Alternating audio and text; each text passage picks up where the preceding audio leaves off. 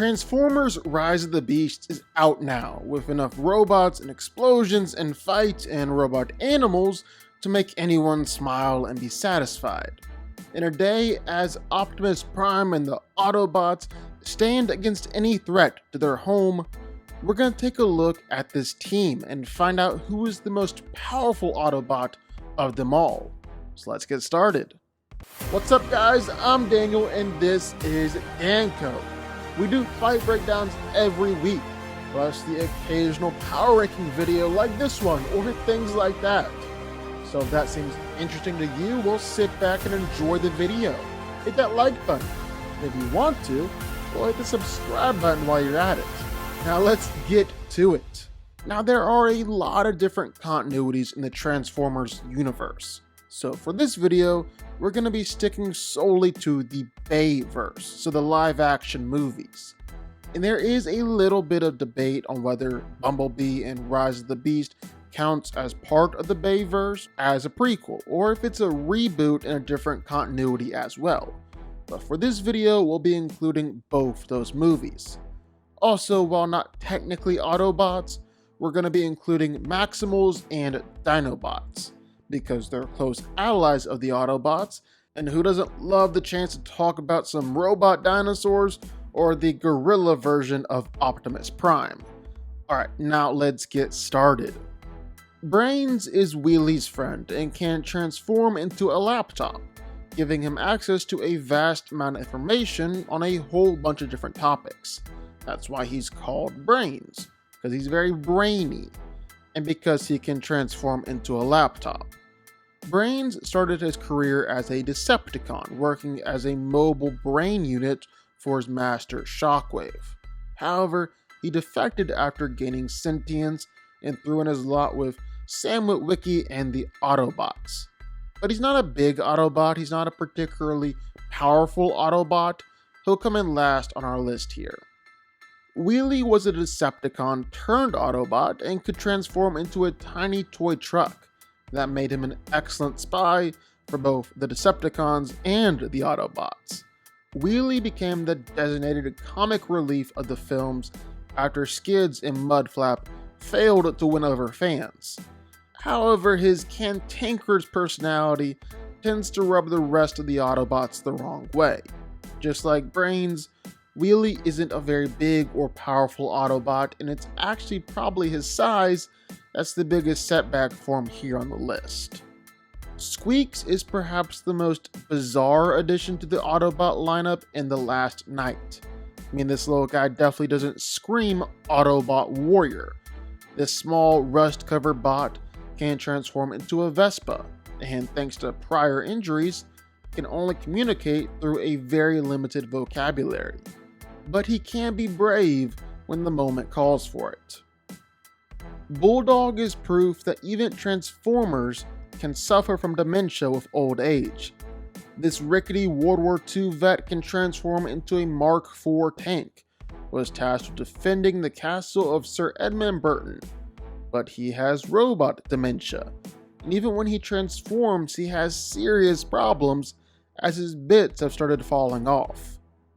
Canopy was truly a robot in disguise, just not in the way you'd expect. With the Transformers becoming a hunted species across most of the Earth, even just ordinary vehicles the subject of immediate suspicion, Canopy invented a new tactic, camouflaging himself as a pile of rubble. He carries with him a pile of jury-rigged debris that he can hide under and cover himself up with. But while it worked for a while, you can never hide forever. These two pint-sized Autobots are usually too busy squabbling with each other to worry about the ongoing war with the Decepticons. It's like they both suffer from the Cybertron version of ADHD. They can combine to disguise themselves as an innocuous ice cream truck, or transform separately into compact Chevy cars. Skids and Mudflap failed to win many fans when they debuted in Revenge of the Fallen, on top of being suggested that they were racial stereotypes, which all explains why they were cut from Dark of the Moon and haven't appeared in the series since. Cogman is small by normal Cybertronian standards, and he's easily the most human-looking of any Autobot, and that makes him perfectly suited to serve as a butler and manservant for Edmund Burton. But appearances can be deceiving, as Cogman is also a sociopath whose body is but one part of a much larger Cybertronian jet. Let's just say he suffers from some anger issues. Part junk trader, part merchant, and part mechanic, Day Trader is definitely the kind of Autobot you'll find in any survival-based economy if you look hard enough, which is why he thrived when the Transformers had to go on the run.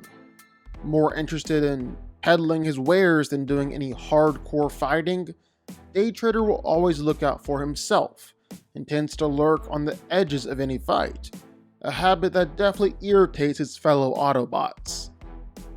Trench was an Autobot refugee on Earth who was hiding out with the other Autobots but seemed perfectly content to just sit around all day in the scrapyard as an excavator.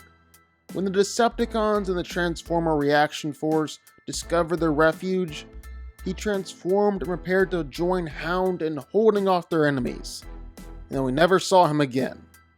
Basically, he's just the biggest product placement you'll see. The Autobot was just there to show off the Caterpillar brand.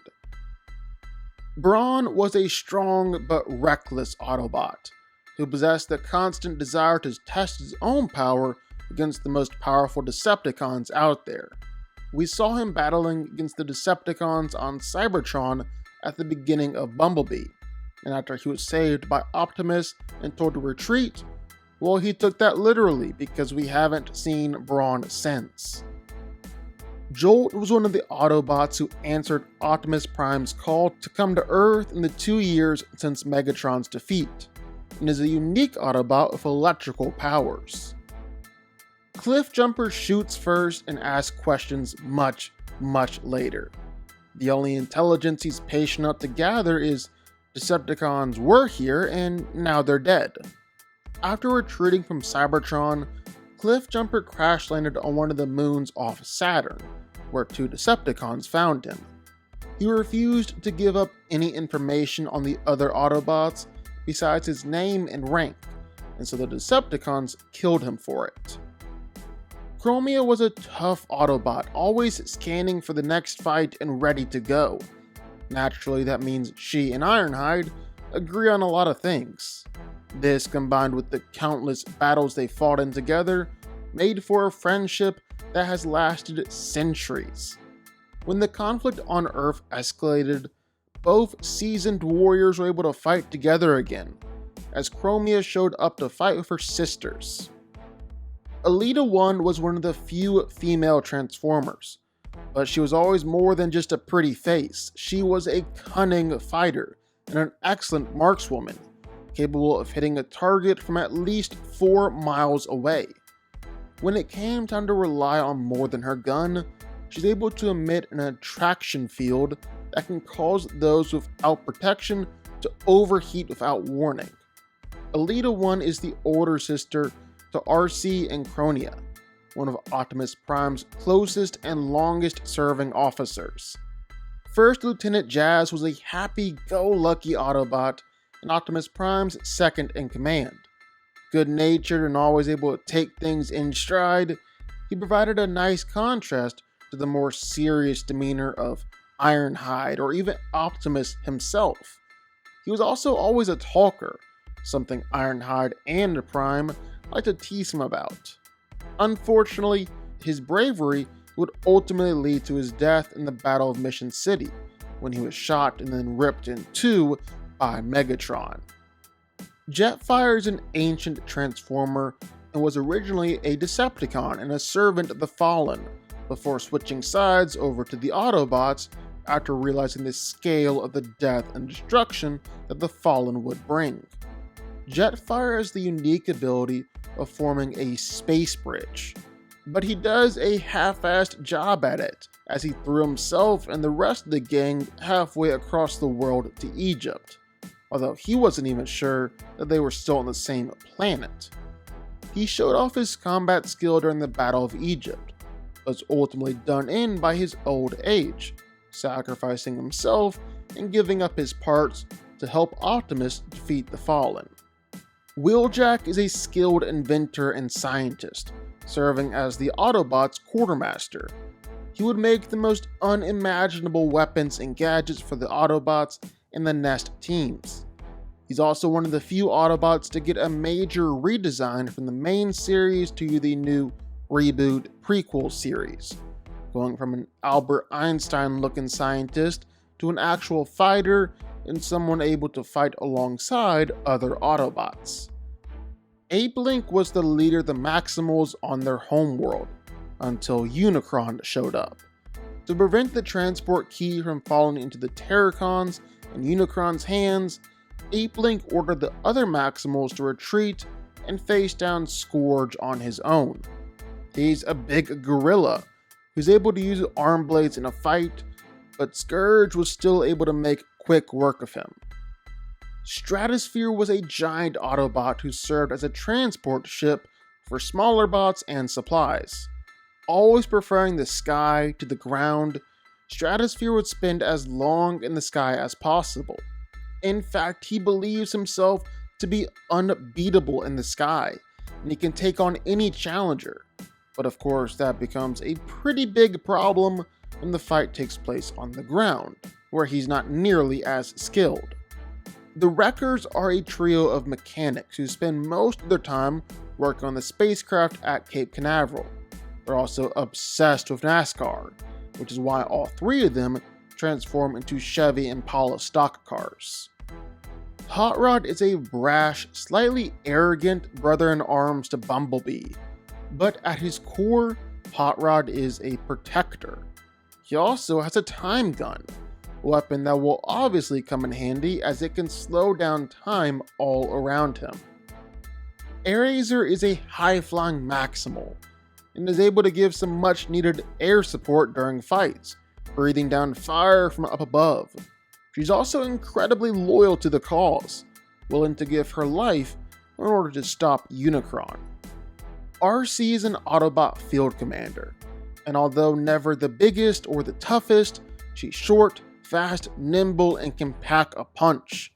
She's been trained to use her speed to her advantage, striking fast and sudden, and then disappearing again as fast as she had appeared in the first place. Sideswipe is the Autobot's combat instructor. Though proficient with guns, he prefers melee combat to ranged weapons, and will employ any maneuver it takes to get close enough to the enemy to use his arm-mounted Cybertronium swords. His agile, wheel-legged form more than allows for this, as he fights almost like a roly derby player. His tactics are merciless, and he's utterly unapologetic about this. War, after all, is messy. Ratchet is the Autobot's medic, and probably the bravest of them all. He'll risk his life to pull any wounded comrade from the battlefield. In fact, he didn't join the Autobots to be a soldier. Rather, he's there to try and save lives, and thinks Optimus Prime is the best chance the universe has for peace. While he doesn't like violence, he's taken on some of the toughest Decepticons out there, and is always ready to throw himself into the middle of a fight. He's great at improvising with his surgical tools, and can use these makeshift weapons with a surprising amount of agility for his size.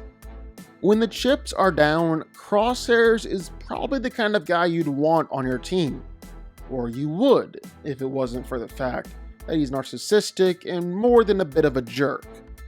The Autobot paratroopers got a mouthful of snark with a bad attitude and little respect for Optimus, harboring a desire to just be on his own or otherwise be in charge himself.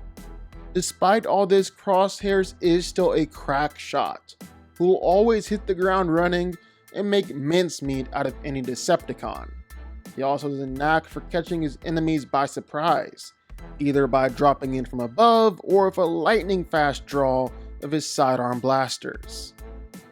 Mirage is known for being impatient and a bit reckless, but his ability to trick and manipulate his opponents can never be questioned. Mirage can turn invisible, He can generate lifelike holograms of himself in order to disorient or outmaneuver people. He's even got an impressive shape-shifting ability, and is one of the few Transformers who can take on multiple alternate forms at the same time. But at his core and above all else, Mirage is a loyal friend. Drift is a commando of few words and many ancient blades.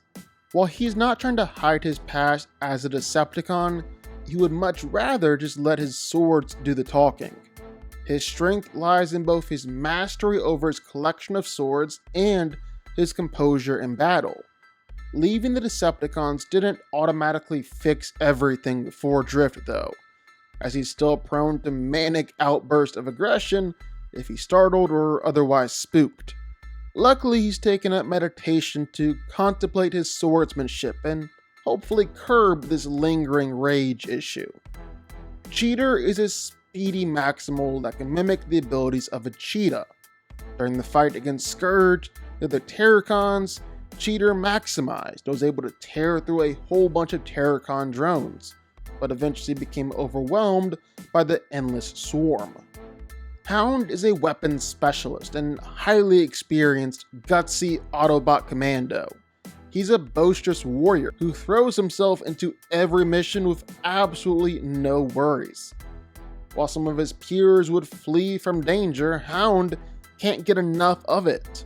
He takes to battle like a spark to a plug, and is quick to draw any of his many guns. While his tendency to switch from gun to gun in quick succession in a single battle often leaves him bereft of weapons and ammunition, Hound's bravery and resourcefulness are never in doubt. He will take on an entire Decepticon army if he has to, and he would sooner go down swinging than abandon his allies on the battlefield. Rhinox is a rhinoceros Maximal and would take place in the final fight against the Terracons, putting his massive warhammer to good use. He's big, he's tough, he's angry. What's not to love? Slug doesn't like you, and he doesn't like your face. Don't bother trying to give him orders unless they involve headbutting an opponent into next week. He's so powerful, he can level anything in his path with a fit of white-hot dino rage. And don't bother trying to make peace with him, because he wants a fight, and he's gonna start a fight on your face. Scorn is what happens when you combine a destructive war machine with a predator. Nothing less than a destroyer on two legs. He's strong and massive. Not only capable of using his Spinosaurus alternate mode in combat, Scorn is also a demolition specialist and wields the Scrapmaker sword in his robot mode, and his massive size makes him almost impossible to bring down. You'd be forgiven if, upon seeing Strafe appear on the battlefield, you had some sort of embarrassing evacuation of waste. After all, the sight of a gigantic two-headed fire-breathing metal dragon like Pterosaur swooping down on you with lightning speed like some kind of movie monster would shake the toughest fighter. However, Strafe is an interesting contradiction. While a powerful and merciless warrior on the field, off of it, Strafe is one of the most friendly and approachable individuals you'll ever meet. Ironhide is the Autobots' resident weapons specialist and Optimus Prime's old friend. And he's old because he is hard. He's probably had enough replacement parts to build a small army, but Ironhide refuses to roll over and die for anyone. He'll fight to the bitter end and take down more than his fair share of Decepticons in the process. He's a little more trigger happy than his fellow Autobots, as he can be more willing to push the Autobot code to the limits if he thinks it will get the job done faster. He has more guns than a small third world country, and he may or may not have blown up a planet with said guns. Leader of the Maximals, Optimus Primal has been living on Earth disguised as a 13-foot tall mechanical gorilla, so not much of a disguise. Having kept vigil from within the Peruvian jungles for the return of an evil they've been waging eternal war with across many galaxies, he's seen enough tragedy to build a gentle, resolute wisdom. Of course, the best part of wisdom is knowing when to use your giant ape fist to protect the innocent, and of course when to give heroic speeches. Sentinel Prime hails from an older time when Cybertron was the galaxy's crown jewel, and the Transformer race was full of promise and potential. The only known remaining Prime, he personified what a leader should be: wise, compassionate, and a more than worthy warrior. Revered by both Autobots and Decepticons, few would dare stand against his shield and Prime-Max blade. But when Sentinel was presumably lost forever aboard the Ark, Optimus Prime, his hand-picked successor, was left to fill his void. The loss of Sentinel signaled the end of Cybertron's golden age, and the planet spiraled deeper into war. Some who recall Sentinel's reign bitterly remember when Transformers were masters of their fate, rather than scattered to the stars and living as exiles. Above all though, Sentinel Prime is a staunch patriot. He loves his home planet with all that he is and will do anything, even go to the extremes, to protect it. As king of the Dinobots, Grimlock believes that the best approach to a problem is to smash it first, worry about the specifics later. One of the most powerful warriors in the universe, he likes nothing more than showing off his strength, leaving his enemies stomped, chomped, or turned to ash by a blast of his fire breath. This rather rough and tough attitude extends to his Autobot companions, who are expected to meet Grimlock's standard of strength. That said, the Autobots have a lot less to fear from this behemoth than the Decepticons. Bumblebee is one of Optimus Prime's most trusted lieutenants, and although he might not appear to be the strongest or the most powerful of the Autobots, Bumblebee more than makes up for this with a bottomless well of luck, determination, and bravery. He would gladly give his life to protect others and stop the Decepticons. He's one of the best fighters in the entire series, easily able to take down whole swarms of Decepticons or Terrorcons by himself, and is one of the only Transformers with the unique ability to reform himself after an injury. Dragonstorm is a massive three-headed dragon, the mighty combined form of the legendary 12 Guardian Knights who formed to stop Quintessa. It appeared in medieval times to help Merlin wipe out the Saxons and win the war for Camelot, and then in modern day, reformed again in order to help Optimus take down Quintessa and her Infernicons. Speaking of Optimus Prime, of course, he had to be the most powerful Autobot. I mean, he is the leader of the Autobots for a reason. Long ago, he was just the humble leader of Cybertron's science division, which studied the Allspark, and was protected by Lord High Protector Megatron's military. But when Megatron was corrupted by the Fallen, Optimus discovered that he was the last of the dynasty of the Primes, hidden away when the Fallen destroyed their lineage. In response to Megatron's attempts to seize the Allspark and conquer other worlds, Optimus assumed his proper title and rallied the Autobots to stand against the Decepticons. As obsessively as Megatron strives to achieve his objective, Optimus is equally as dedicated to stopping him, even at the cost of his life, his world, and if necessary, his own people. It was on his order that the Allspark was sent into space, dooming Cybertron to a slow death and his people to a nomadic life. The sacrifices he has made weigh heavily on him, but they must be done, for there's no other choice. He knows the ambitions that lurk in Megatron's heart, and they must never see the light of day. Lives must be kept free from the threat of Megatron's tyranny, no matter the cost. This obsession with the defeat of Megatron has robbed Optimus of some of his earlier idealism, creating a certain ruthlessness beneath his otherwise honest and caring personality. Prime is not one for second chances, and is willing to consider any action that might lead to victory, short of directly sacrificing those he cares about. But what do y'all think? Sound off in the comments down below. I know you're gonna have thoughts and feelings on this one for sure. If you stuck around this long and made it to the end of the video, that's amazing. Thank you so much for watching and for supporting us. And if you want to go subscribe, well, go subscribe. You're going to see more videos like this one every single week. I'll see y'all then. I'll see y'all next time.